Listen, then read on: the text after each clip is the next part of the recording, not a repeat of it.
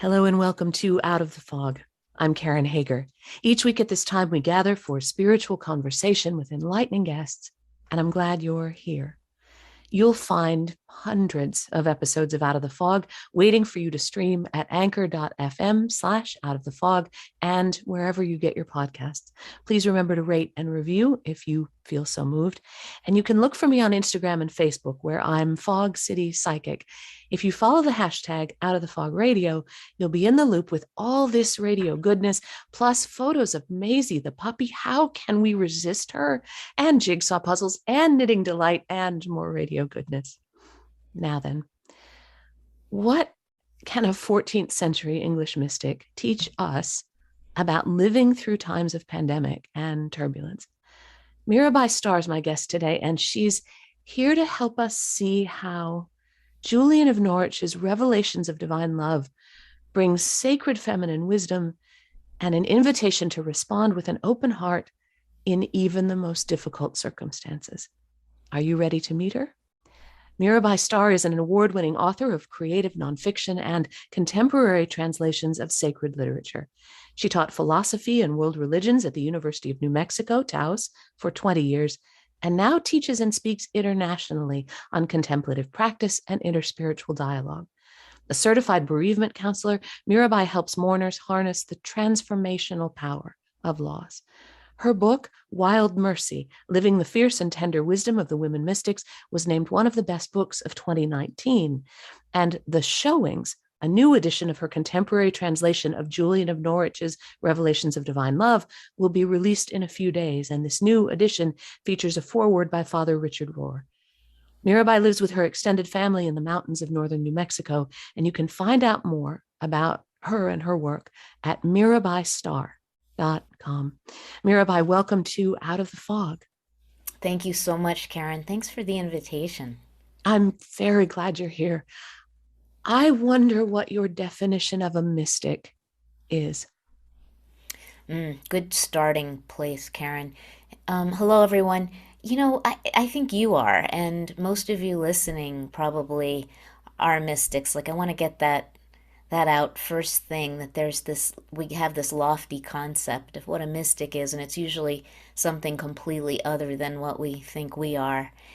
That we elevate certain beings as enlightened or masters or gurus or saints, and don't realize that what a mystic really is someone who has a direct experience of the sacred. That's kind of the classical definition, right? A mystic is someone who has a direct experience of the divine that is unmediated through customary channels like other people, ordained representatives, priests and rabbis and so on, but also through a particular kind of spiritual methodology or membership. I get to God through my church or something. So a mystic has a direct, felt, and transformational experience of the divine in her or his or their own body. And I think really the overwhelming takeaway from that direct experience of communion is love. It's that a mystic is someone who actually has a communion experience of love, of being one with the one, but in a field of love. And it changes everything. And those moments happen to us on a regular basis if we're awake to them. And that those experiences don't often happen in the moments when everything's fantastic and we're just sitting around thinking about how lucky we are, and then all of a sudden, bam, mystical experience. I'm not sure that's how that works. Yeah, I don't know why she designed it that way, but I agree that it's often in moments of trauma, sorrow, heartbreak, suffering of any kind, illness, loss, that the veils are kind of peeled away and we get to glimpse that underlying radiance that, in spite of, and sometimes actually as a result of our shattering experience, we're given access to this sacred something that when everything's just kind of going along, as you're indicating, Karen, we might not have, have a portal open the way it does in those moments. For the listeners who haven't yet met her, who is Julian of Norwich? Because she had her life broken up in two. Exactly. She's a perfect example of what you're talking about. And yet she has the most radically optimistic theology of any mystic I've ever encountered. Mm. So Julian, that's not even her real name. We don't know what her real name is. Like so many people in the Middle Ages, she chose to be anonymous. But we call her Julian of Norwich because of the anchor hold. She was an anchoress, that is, someone who enclosed herself in a cell for the remainder of her life once she made that choice when she was in her 30s, in order to just live a life of prayer and contemplation. And that cell was attached to the Church of St. Julian in Norwich, England. So Julian was a young woman when she had a near death experience. And some of you have had your own brushes with death, so you know how powerfully transformational that can be. It's important to realize that Julian lived in a time of the plague, the Black Death, that swept through Europe and eradicated, some people estimate, up to 50% of the population, Mm. which means that half of the people Julian knew and loved died. And so when we meet her, she's 30 years old. She's on her deathbed. She writes about this, and there's very little autobiographical information, but she does tell us that when she has these visions on her deathbed, in her near death experience, she's she is dying from some unknown cause. It's not the plague, because the plague didn't spare anybody. But she's very, very ill, and seems that her life force is fading away completely. Her mother, the only other person we know about, calls for a priest to administer last rites. And Julian indicates that at this point in her life, she had nothing left to live for, which is why I suspect, and I know a lot of people share this with me, that she was grieving the Mm. loss probably of her husband, her partner, and at least one child. As as a bereaved mother myself, my 14-year-old daughter Jenny was killed in a car accident at the end of 2001. I can recognize when I'm in the presence of another bereaved mother. There's something about that the quality of anguish that seeps through, her words. So there she was dying. Her mother calls for the priest. The priest comes and holds a crucifix above Julian's face and says, "Gaze upon Christ on the cross as you take your last breaths, and you will go straight to him." And what happens, I don't have to tell you the whole story now, but is that Christ comes alive for Julian and gives her a series of revelations, which she calls showings. And that was later named the Revelations of Divine Love, because, like any good mystic, that was the core of her mystical experience, was love. And rather than the judgment or anger or mm, limit that someone might expect to see if they're told to look on the cross and be saved from going to hell, Julian found a different kind of world opening up to her. Yes, yes, it's true. Okay, so first, full disclosure, I am not I'm not someone I would call a Christian. I am a Jew with a Hindu guru and a Buddhist meditation practice, an initiation into a couple of different Sufi orders, who has been schooled by the indigenous people of Taos, New Mexico, where I live. But I also love Christ and love the teachings of the Christian mystics, and have been greatly honored by translating the Spanish mystics, St. John of the Cross and St. Teresa of Avila, 16th century Spanish mystics. So I'm kind of an interspiritual being who loves Christ. So I want to name that before I go on to address this question of the wrath or retributive quality of God that so many people in the Judeo-Christian traditions have inherited, and this notion of Christ suffering on the cross for our sins and all of that is kind of alien to me. But Julian speaks my heart language, because what she's saying is what she received directly from Christ as a gift is that Christ is actually a mother, our mother, the universal, unconditionally loving Mother God who breaks herself open and pours herself out for love of her children. That incarnation itself is an act of motherly love. And I just resonate so much with that. It doesn't matter what your religious orientation is.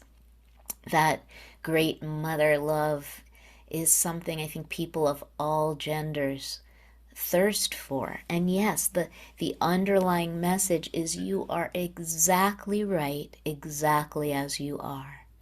That there's not anything about you that I, as your mother, would wish to change. And yes, I know you mess up sometimes. That's baked into the cake of the human condition. You're going to miss the mark, which is the literal translation of the Hebrew verb to sin.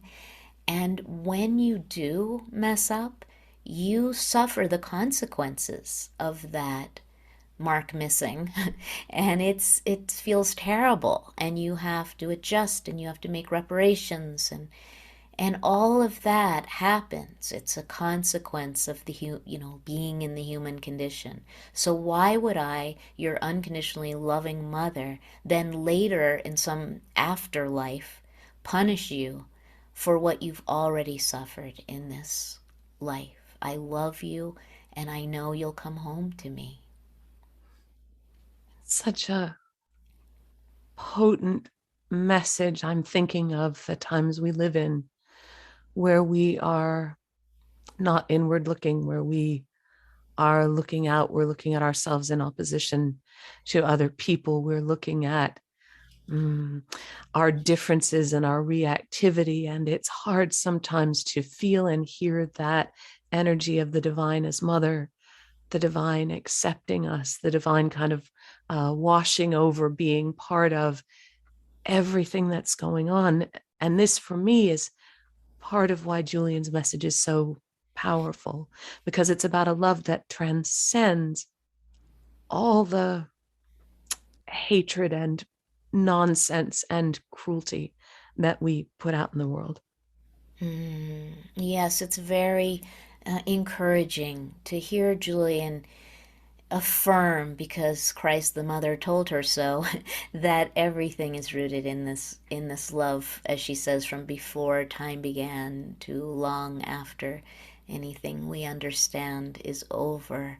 That it's all about love. And yet, Karen, and all of you friends, it's not a blind optimism Right. that Julian is promoting. It's rooted in her direct experience of the human condition, her reality as a daughter and a mother and a lover, and a member of her community, even when she chose to live in an anchor hold, even when she became an anchoress, which was not that uncommon in the Middle Ages. People who wanted to live a life of prayer would withdraw from the world. She wasn't a hermit. When she lived in that cell, she had a window that opened onto the busy city streets of Norwich, and she opened that window for certain hours every day to receive visitors. They would come to the window and they would talk. She would offer spiritual direction, spiritual companionship, probably exchange gossip, and maybe they'd give her goodies to eat. It was an active involvement in community while also living a life that was interiorly focused. The other window on the other side of her cell opened onto the church where she could participate in mass, receive communion, and be involved in the church life as well. So, and also it said that she had a cat. I know, Karen, you have a new puppy, so Yep. you can relate to that and the love, as many of you can, that we can share with our non-human companions. That the new cover of this new edition of Julian of Norwich, my translation of the showings, features Julian holding her beloved cat. And the cat, if you get a hold of this book, you will see that the cover is an icon. In the Orthodox Christian tradition, icons are so much more than a work of art. They are a transmission, right? When you gaze at an icon, as my dear friend Father Bill McNichols, a great iconographer, says, the icon gazes back at you.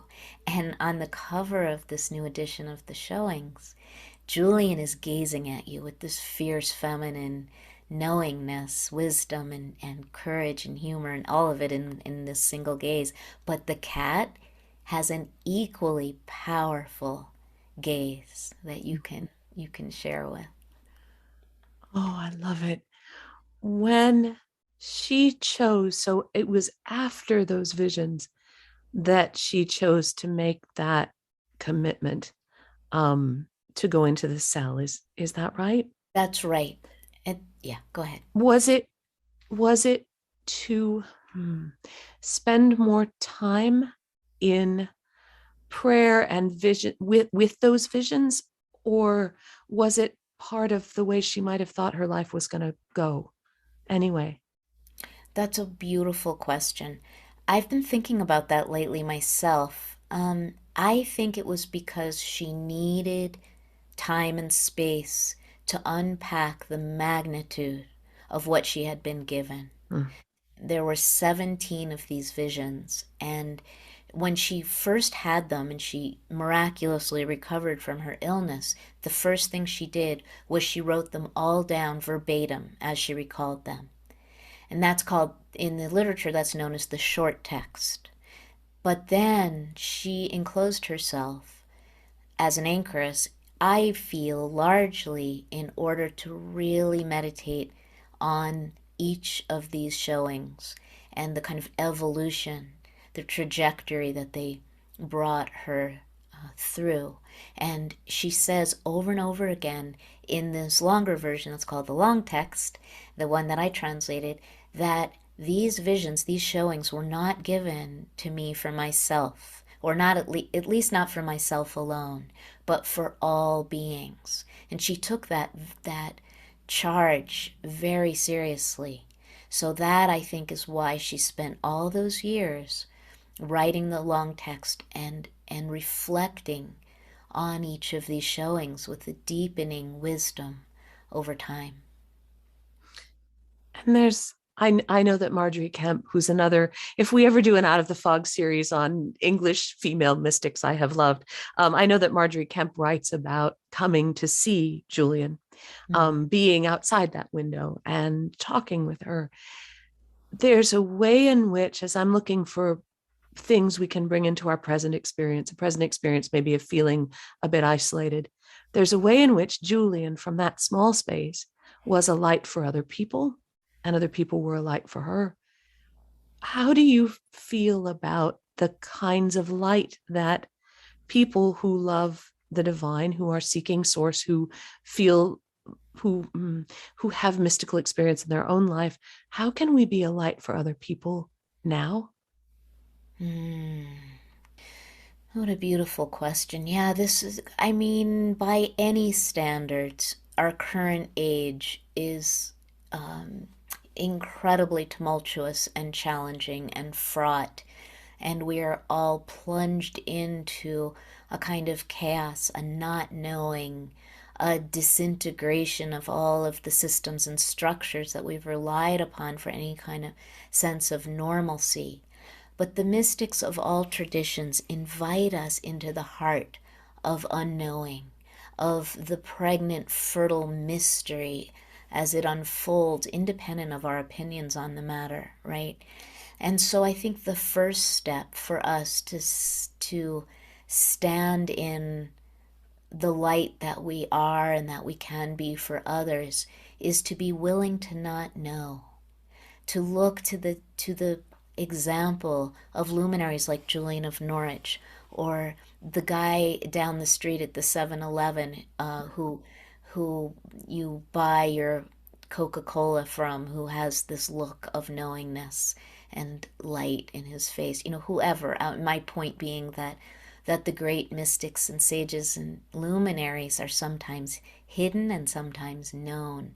Mm. But I think what they all share is a kind of radical humility and a willingness to not be in control, to not have all the answers. It's the paradox of the mystical path, is that we know by unknowing, as my beloved 16th century Spanish mystic John of the Cross always says, we know by unknowing.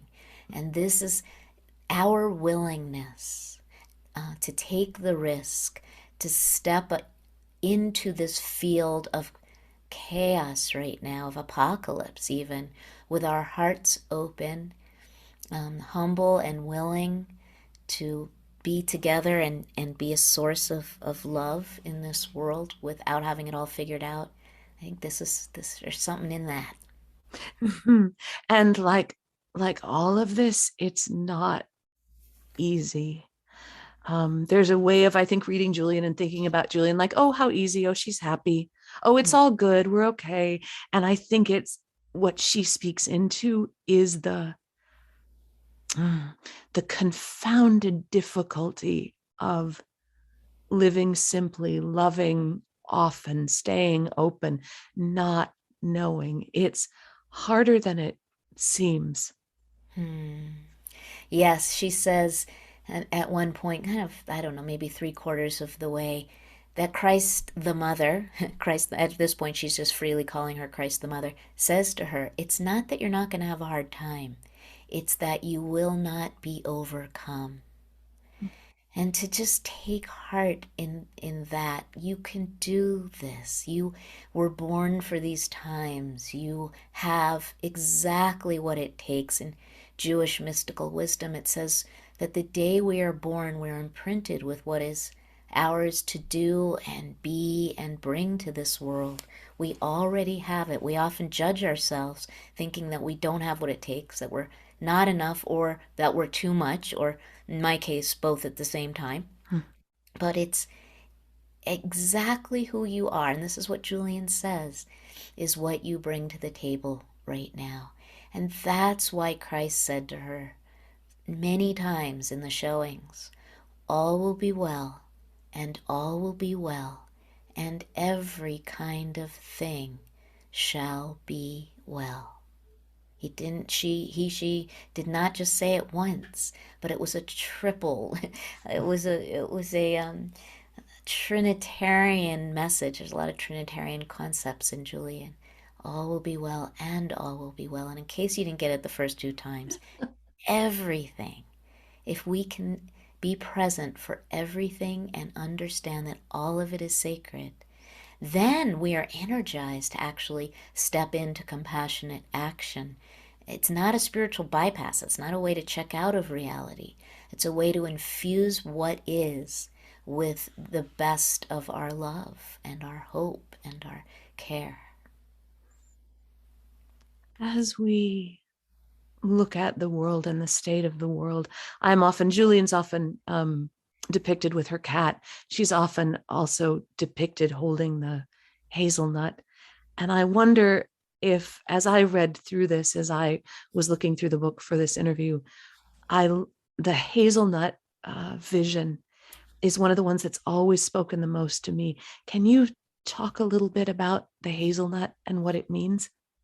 Yes. So Julian early on had this vision of a hazelnut in the palm of a hand, her hand, Christ's hand, God's hand. And she looked upon this beautiful little round nut, and she said it was so tiny. And yet I realized that it is everything that exists. All of reality is distilled into the single point of this little round nut in the palm of God's hand. And she wondered, she marveled how it could even continue to exist because it's so small in the vastness of God. And she saw that it exists and will always exist simply because God loves it and therefore would always be rooted in God's love and would flourish. Mm. As you made this translation, Julian's work wasn't till I think about 200 years after she died that people started to that the manuscripts became available. As you sat down with her words and were bringing those words kind of then through your own voice, your own heart, your own filter, what especially struck you about the way this is written, the way Julian speaks? Well, Julian was the first woman to write in English. She was a contemporary of Chaucer, and English was in many ways still a language being birthed at the time. And she coined various words like oneing, Oneing, oneing, which is it's like becoming one with God, but it's used as a verb, and nobody uses it besides Julian. It's so beautiful. Mm-hmm. But what strikes me most, Karen, is that her language was warm, familiar, friendly, loving, unpretentious. It was just down home, folksy. I mean, this Middle English is a little hard to decipher. It was a lot of effort, but that was the underlying tone of Julian: accessible, warm, loving, friendly, non authoritarian. Mm. Why was it a couple hundred years before we start to see those manuscripts pop up? Were they held back for some reason? That's such a good question. We don't really know, but I mean, it's radically subversive stuff that Right. Julian is saying. There, she says that literally there is no such thing as sin. Sin is no thing, she says. And then she unpacks for us what she means by that, or really what Christ the Mother meant by that. She calls Christ the Mother. I mean, all of these things are just they could have gotten her killed, or anybody who followed her teachings and did for many, hundreds of years. Teachings like that were that people were killed for less. So it seems that that there was a woman who tended her and also was probably her primary disciple, if you will, who encouraged Julian to hide her her writings under her bed, and she did. And when Julian died, this woman rescued the manuscripts and kept them safe, but so safe that they disappeared, as you say, for at least a couple of hundred years. And when they resurfaced in the 19th century, well, I guess would have been the 17th century, and then later again in the 19th century, not many people were particularly interested, as women spiritual luminaries have never had much of a voice until very recently, and we're still struggling to hear the voices of the feminine that are rising from everywhere, most especially I would suggest on the margins. Yeah. But yeah, it was not even interesting to people when the manuscripts were discovered, to my great shock. But now she is speaking the heart language of so many of us. People of all genders are needing exactly the wisdom that Julian has and carries. How can the listeners find out more about you and your books and your teaching? Where can they go to find that out? Oh, thank you. You can just Google my name, Mirabai Starr, Star with two R's, or my website is simply mirabaistarr.com. Will you write more things for us, please? I mean, no hurry, but like by Thursday would be good. I am about to submit a new book proposal this week, actually, so stand by. Mirabai, thank you so much for talking with me. Oh, Karen, what a joy. I can just tell that we are just resonant soul sisters, and I'm sure with all your listeners too. So thank you. That is Mirabai Starr. Her newest book is The Showings of Julian of Norwich, uncovering the face of the feminine in revelations of divine love. That book comes out at the beginning of April, and you can find out more about Mirabai and her work at mirabaistarr.com. Get ready, because I'm going to spell. Are you ready? Mirabaistarr,